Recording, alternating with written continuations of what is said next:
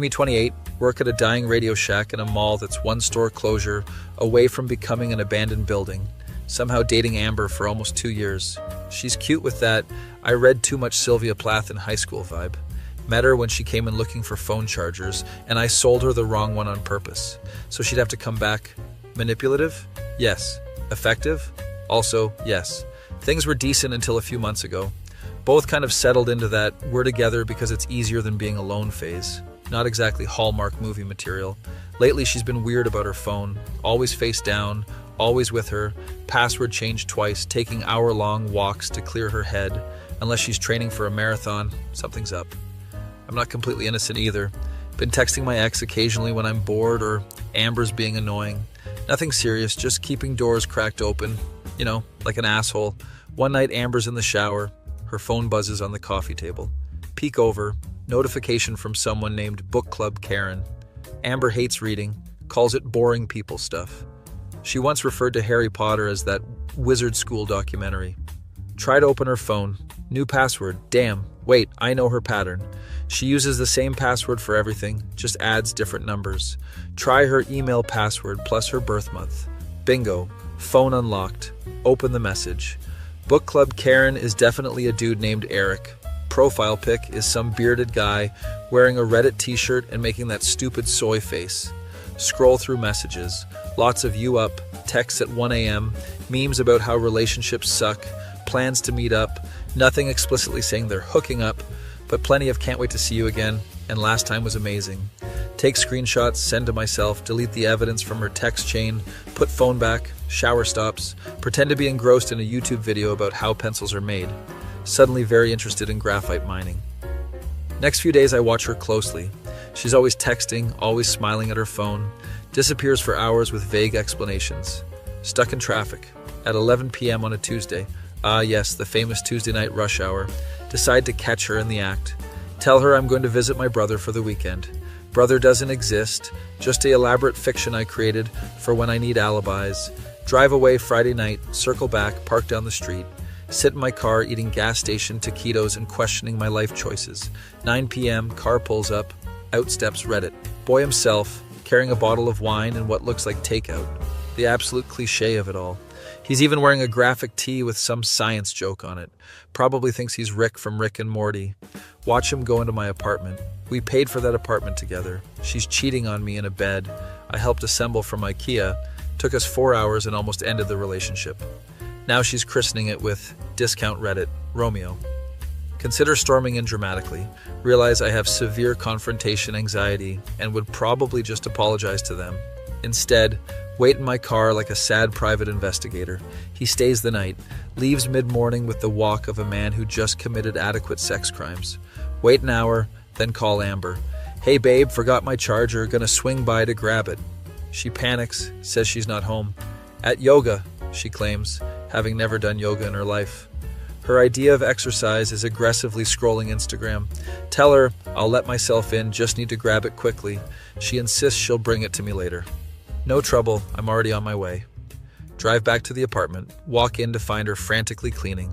Place smells like candles, air freshener, and poor decisions. Thought you were at yoga. She freezes like a deer that just realized it forgot to file taxes. I just got back. In jeans and one of my t-shirts, classic yoga attire. Decide to have some fun.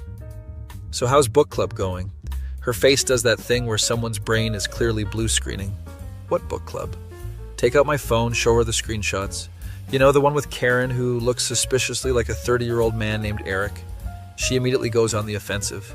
You went through my phone? What the fuck is wrong with you? Well, what the fuck is wrong with you and Eric's apparent reading comprehension? Because I don't see any books involved. She starts throwing around words like toxic and controlling. Says I've never trusted her. Says checking her phone is literally abuse. I point out that hosting Reddit boy sleepover parties isn't exactly relationship goals. She gets defensive. We're just friends. Ah, yes. Friends who require scented candles and fresh sheets. It's not what it looks like. It never is, yet somehow it always is exactly what it looks like. Argument escalates. She throws a remote at me, misses by a mile. Her aim as accurate as her excuses. She storms out, says she's going to her friend's place, probably calling Eric for an emergency book club meeting. While she's gone, decide to snoop more. Find a second phone hidden in her sock drawer. Password is the same as her main phone, because of course it is. This phone is basically a shrine to her and Eric. Photos, texts, the whole boyfriend experience. They've been at it for months. Real relationship on one phone, side piece on another. Modern problems require modern solutions, I guess. Also find texts about me. Apparently I'm clueless, boring, and will never find out. Joke's on her. I found out, and I'm both clueless and boring.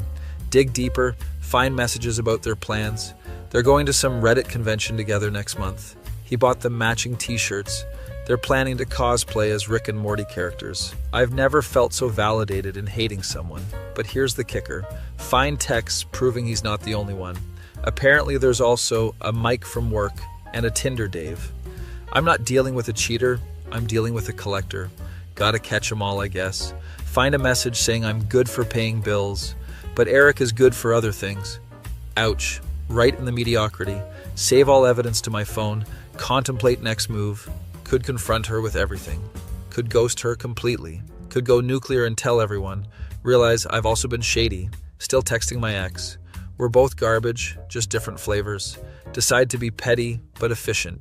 Change all the passwords to our shared accounts. Netflix, Hulu, Amazon, Wi-Fi, electricity, everything. Take her name off the lease. She never signed it anyway. Pack up just my essentials. Leave the burner phone on the table with a note. Not toxic, just thorough. Give Eric my regards at the next book club. Move in with a coworker temporarily. Block her number. She shows up at Radio Shack 3 days later. Scene more dramatic than our stores going out of business signs. Crying, causing a scene. My manager Ron just watches. Eating beef jerky. Most entertainment he's had in years. She claims I ruined her life. Apparently Eric saw the note, found out about Mike and Dave. His Reddit honor couldn't handle not being the only affair. Dropped her faster than GameStop stock after the squeeze. She's locked out of all accounts. Can't even watch the new season of whatever Netflix show she was binging. Truly the most devastating consequence. Landlord demanding rent she can't afford alone. Wants me to come back, says we can work through this. Ron still chewing jerky, says sounds like a skill issue. Never loved Ron more than in that moment. Tell her I'll think about it. Never call her back. Change jobs, start working at a vape shop. Lateral move in terms of career prospects, but at least the discount is useful. Run into Amber months later. She's with some new guy who looks exactly like me, if I was made of slightly lower quality materials. We make awkward eye contact. She mouths, "I'm sorry," and I mouth back, "I'm sure you are." Later that night, get text from unknown number. It's Amber saying she misses me, saying new guy isn't working out, saying she made a huge mistake. Maybe she did, but so did I. We both played stupid games, both won stupid prizes. Ignore the text, delete her number. Still text my ex sometimes though. Some lessons take longer to learn than others. Beamy 25, working at a GameStop where the only thing more dead than the business is my soul. Somehow dating Stacy for 8 months. She's way out of my league. The kind of girl who looks like she could be an influencer but isn't because it's too mainstream. No idea why she's with me. Assume it's either a long con or she lost a bet.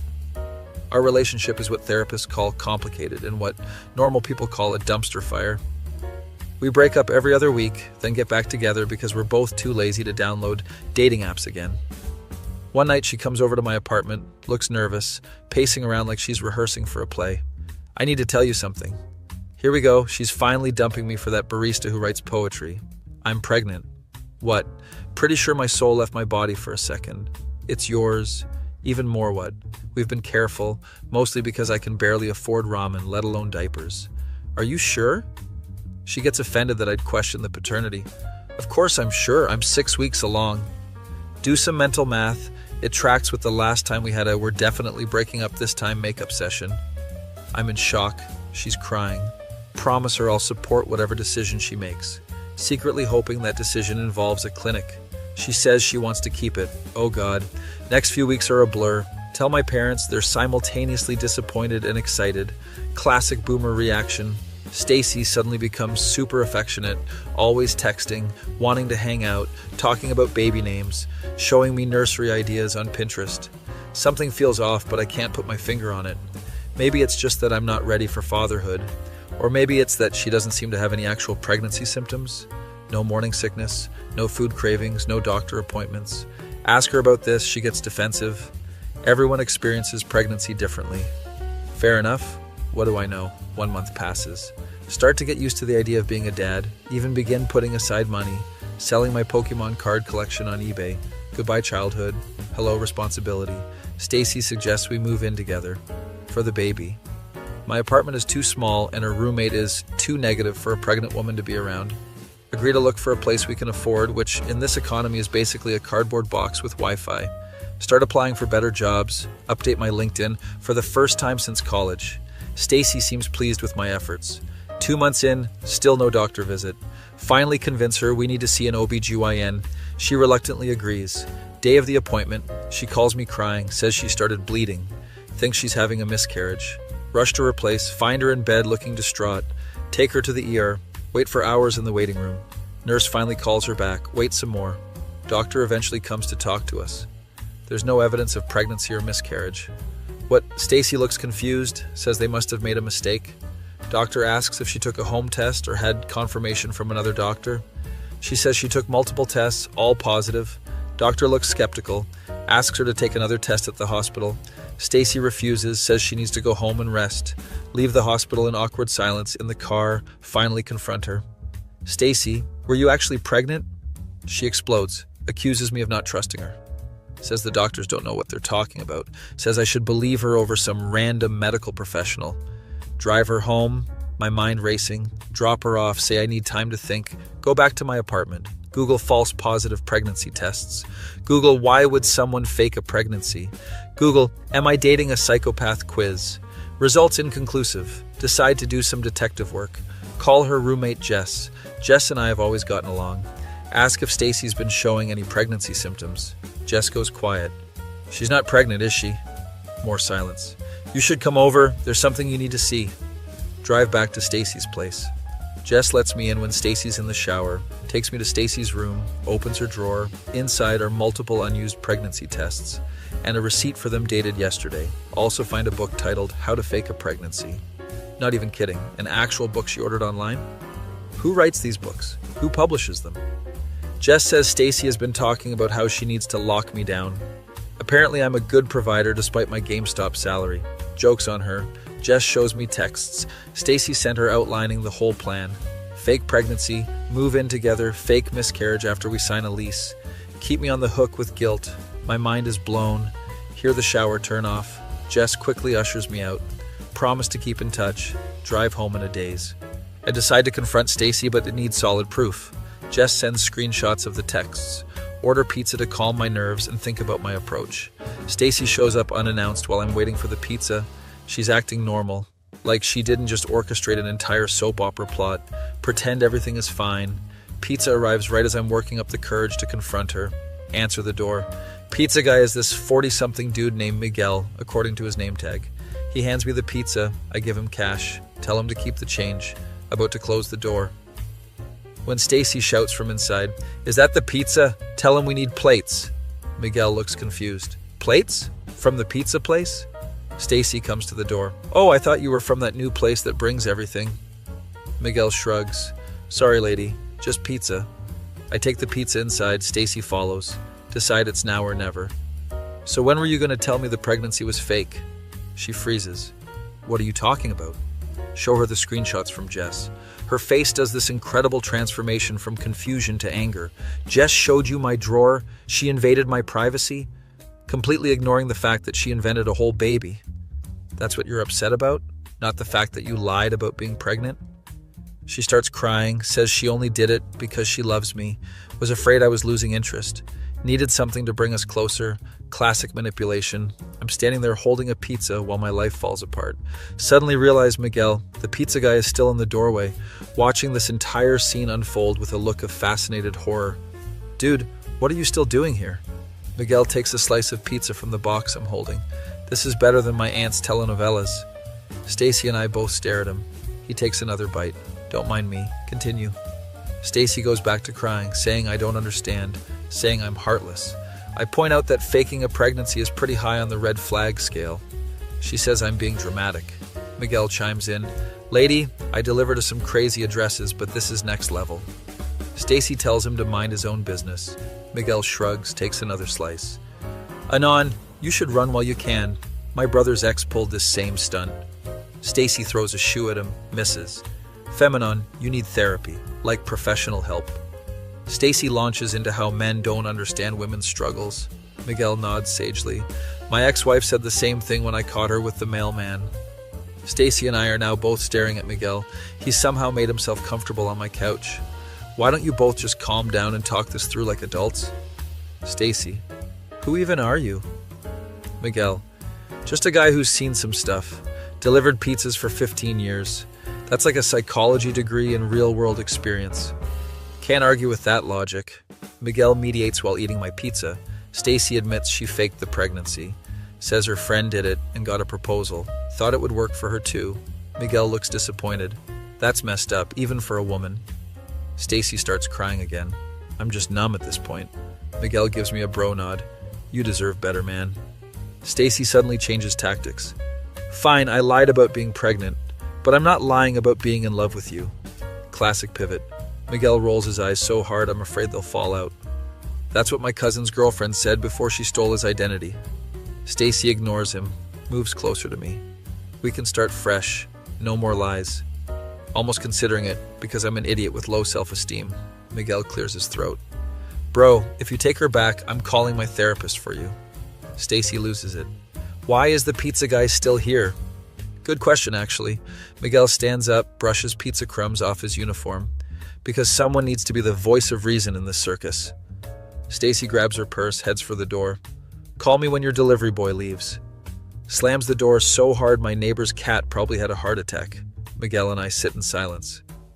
So, got any beer? End up drinking beers with Miguel. Turns out he has a degree in psychology but couldn't find work. Delivers pizzas to pay the bills while working on a novel. Gives me solid advice about self-worth and boundaries. Exchange numbers, promise to stay in touch. Next day, Stacy blows up my phone. Says she's sorry, made a mistake, loves me. The usual greatest hits album. Text Miguel for advice. He suggests a clean break. Block Stacy's number. Week later, get a text from Jess. Stacy's telling everyone I got her pregnant and abandoned her. Showing fake ultrasound pictures she bought online. Unbelievable. Miguel suggests we set up a sting operation. Invite Stacy to meet at a cafe to talk things through. Jess comes too, brings the fake pregnancy test receipts. Miguel takes the day off from pizza deliveries to witness. Stacy shows up, sees Jess, tries to leave. Miguel blocks the exit, crosses his arms. Sit down, we're having a talk. Show Stacy screenshots of her text to Jess. Show receipts for the fake tests. Show proof of the book purchase. Cafe owners watching this whole drama unfold. Starts live streaming it on the cafe's Instagram. Stacy realizes she's being recorded, panics, admits everything. Fine, I faked it. Are you happy now? Cafe erupts in gasps. Didn't realize we had an audience. Stacy runs out crying. Jess looks satisfied. Miguel nods approvingly. Cafe owner offers us free coffee for the entertainment. Go home feeling lighter. That night, Miguel texts me. You did good today, kid. One day at a time. Somehow the pizza guy became my life coach. Start hanging out with Miguel occasionally. Dude's actually pretty cool. Has stories from delivering pizzas that would make a reality show. Producer Rich. Jess and I become friends too. Strictly platonic. Just bonded over the shared Stacy trauma. See Stacy around town sometimes. She pretends not to know me. Fine by me. Eventually start dating again. Nothing serious. Just trying to remember how normal humans interact. Miguel vets all potential dates like an overprotective father. That one's got crazy eyes. Trust me. I know the signs. I can't argue with his pizza-based wisdom. 6 months later, get a promotion at GameStop, assistant manager, living the dream, move to a slightly better apartment, one that doesn't have mysterious stains on the ceiling. Life's looking up. One night ordering pizza, specify no Miguel in the delivery notes as a joke. He shows up anyway. Couldn't miss a chance to check on my protege. Tells me he's finally publishing his book. Special delivery, Confessions of a Pizza Guy Therapist. Says I'm in it, changed the names of course, offers me a signed copy, asked if I've heard about Stacy. Apparently she tried the fake pregnancy stunt on another guy. Didn't work that time either. Some people never learn. Miguel shakes his head. In 15 years of delivering pizzas, she's top 5 craziest. Coming from him, that's saying something. Realize I dodged a bullet, or more like a nuclear missile. Life lesson. Sometimes the universe sends you exactly what you need, even if it comes in the form of a nosy pizza delivery guy. Oh, and always check for actual pregnancy symptoms. And maybe don't date someone who makes you feel like they lost a bet by being with you. Still working on that self-esteem thing. But hey, one pizza at a time.